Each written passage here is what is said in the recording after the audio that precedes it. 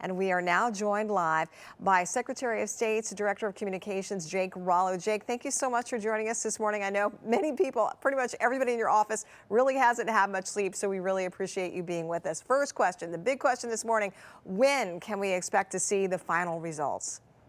Yeah, so that's of course the big question, and I think what I want to remind folks of is that we do need patience here. The way that our state laws are set up is that absentee ballots, and there are so many, more than 3 million this year, can't be counted until Election Day morning when it starts.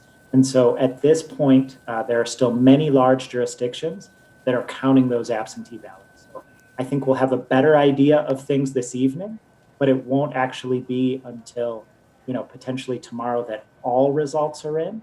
And so what it will actually depend on is how close is the race. So it's possible that as more results come in and the race is not so close, that news outlets will be able to determine the winner. But right now, what I would say is just all voters should be confident every ballot will be counted, and they're being counted meticulously, diligently, and fairly in our counting boards across the state. Since we had such an influx of absentee ballots cast this year, in large part due to the pandemic, how many absentee ballots still need to be counted? Yeah, so it's hard to put a number on it exactly. What's clear is that it's several hundred thousand. So we had about 3.3 million absentee ballots cast this year, and I can't say exactly because we don't know exactly which jurisdictions are in what process. We know that there are still large jurisdictions, Grand Rapids, Detroit, Livonia, Canton, up to a dozen more that are still counting those absentee ballots and could be through the day.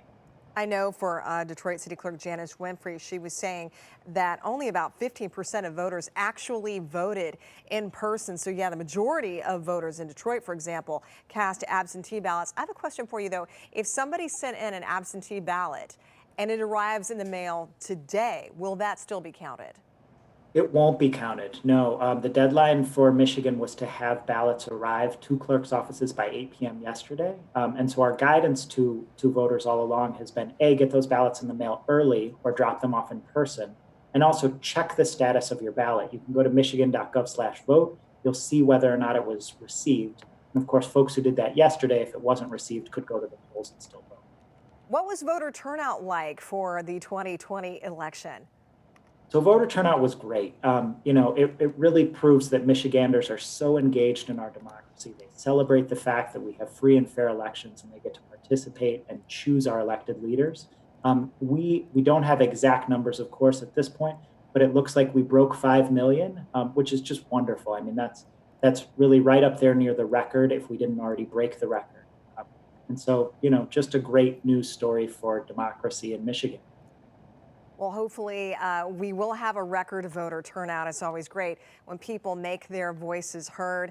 And we just want to thank you and everybody there with the Secretary of State's office, all the team working right now around the clock to count every single vote that was cast and received.